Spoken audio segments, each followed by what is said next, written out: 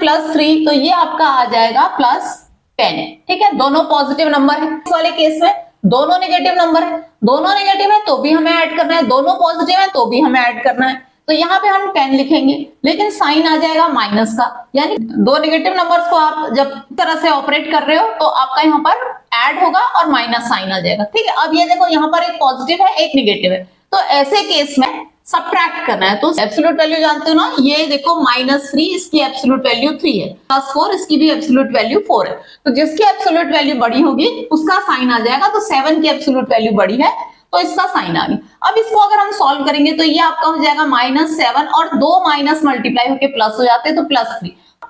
एक नेगेटिव है एक पॉजिटिव है, तो इसका आंसर आपका -4 आएगा, क्योंकि आप सबट्रैक्ट करोगे। 7 की एब्सोल्यूट वैल्यू बड़ी है तो 7 का साइन आ जाएगा जो कि माइनस है। -7 प्लस माइनस मिला के ये बन गया -3, तो ये आंसर आएगा -10। इस वाले को देखो, ये हो जाएगा 7 और ये दो माइनस मिलके प्लस हो जाएंगे, तो ये आपका आंसर +10 आएगा। अब सेम नंबर्स को अगर हम मल्टीप्लाई करते हैं, +7 into +3 that is equal to +21। ठीक है, वाले को देखो, ये आएगा +7 इंटू -3, तो क्या हो जाएगा 7 3 जा 21, और एक पॉजिटिव एक नेगेटिव नंबर है तो साइन माइनस का आएगा। -7 इंटू -3, आप ऐसे ब्रैकेट्स भी लगा सकते हो जब दो साइन साथ में आते हैं। 21 और साइन आपका प्लस का आएगा, -7 इंटू +3। ठीक है, तो यहाँ पे 21 आपका आंसर आया और साइन आपका नेगेटिव आएगा, क्योंकि एक नेगेटिव एक पॉजिटिव नंबर मल्टीप्लाई हो रहे हैं। अगर आप -7 इंटू -3 कर रहे हो तो यहाँ पे आपका आंसर +21 आएगा,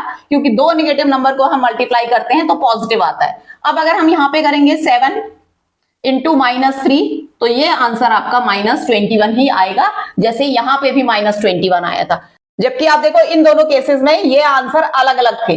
-7 +3 किया था तो -4 आया था, और -7 -3 किया था तो आपका +10 आया था। जबकि आप देखो मल्टीप्लाई होने में आपका आंसर दोनों का यहाँ पर सेम है। तो ये मल्टीप्लिकेशन और इसमें आपको थोड़ा सा गड़बड़ी होती है। अगर हम -14 डिवाइडेड बाय -2 करते हैं तो इसका आंसर +7 आएगा, दोनों नेगेटिव कट जाएंगे। अगर आपका -14 डिवाइडेड बाय +2 है तो इसका आंसर -7 आएगा।